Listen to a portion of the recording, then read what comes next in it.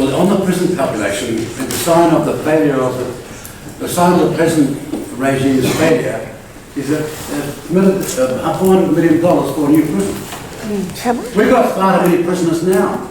We're probably the second highest incarcerated society in the world. That's an appalling condemnation. Now, some of those policies I'd like to talk to you about today, I'm going to save for the election campaign. I'm not giving my opponents a chance to steal some of those, but let me tell you this. We will not build one new prison. Quite the contrary.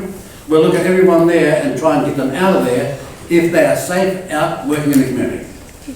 And nobody's going to be a danger to community to get out, but those who are safe, we're going to get out of there and put them to work around New Zealand.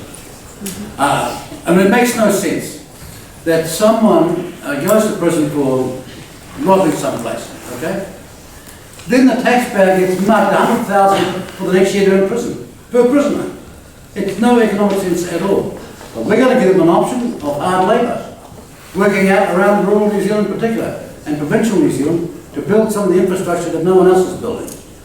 And we'll do something more, which is our policy. We announced it some time ago, but we'll put the details behind it before some other party tries to steal it. Do you know that over 60% of the Maori people in prison began their first offence, their first crime was to be driving a vehicle without a licence? We're going to change that. We're going to make it a serious policy for everybody, not just Maori, but at secondary school, to get a licence, to get them the visa that they will need for all sorts of freedom of movement, including the ability to get a job. We're not going to neglect and have 86% of young Maori in particular with the inability to get a licence because they can't, in terms of the prison population, because they can't read or write. I just went to a graduation of a student up there at Napa prison, our newest prison, up there, no, second newest prison, up there at Napa, just east of Kaikoai, where this fellow who was utterly and totally illiterate, no numeracy skills, but I think in 12 weeks, which shows you what can be done, they gave him 8 years of education, and he graduated to the extent that he could sit and pass a traffic licence.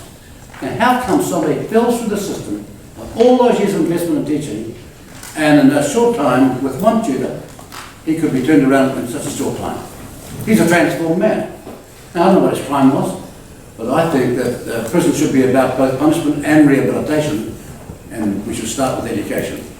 But just to go back one, why wasn't he, when he was 3 years of age, checked medically to see if there's anything wrong with him? Or his sister, who was 3 years of age? Why aren't we monitoring the human capital of this country, so ensuring that one of the reasons why someone's looking at education is because he's got blue ear, that he's deaf, which is another problem. Now, we've got to stop doing what people are saying, throw them away and lock them away and throw the key away. That sounds good until you realise who's paying for it. So we're not soft on law, we're quite the converse. But we're going to try and turn the cost around to a benefit economically for society and not a huge deleterious effect on the taxpayers of this country.